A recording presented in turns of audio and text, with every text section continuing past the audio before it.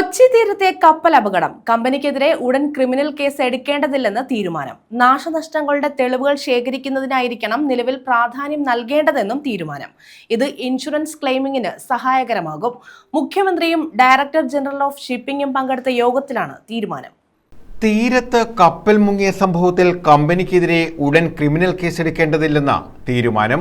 മുഖ്യമന്ത്രിയും director general of ഷിപ്പിംഗും പങ്കെടുത്ത യോഗത്തിലാണ് ഇത് സംബന്ധിച്ച തീരുമാനം കൈക്കൊണ്ടത്.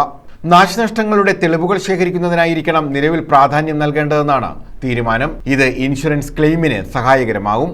യോഗവുമായി ബന്ധപ്പെട്ട് ചീഫ് സെക്രട്ടറി തയ്യാറാക്കിയ റിപ്പോർട്ടിലാണ് തീരുമാനത്തെക്കുറിച്ചുള്ളത്.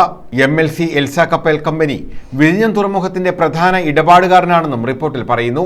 ഇൻഷുറൻസ് ഏജൻസി വഴി ക്ലെയിം തീർപ്പാക്കുന്നതിന് കേരളവുമായി സഹകരിക്കേണ്ടത് കമ്പനിയുടെ ആവശ്യമാണ്. കമ്പനിക്കെതിരെ ക്രിമിനൽ നടപടി സ്വീകരിക്കണമെന്ന് പ്രതിപക്ഷം ഉൾപ്പെടെ വിവിധ പാർട്ടികൾ ആവശ്യപ്പെട്ടിരുന്നു.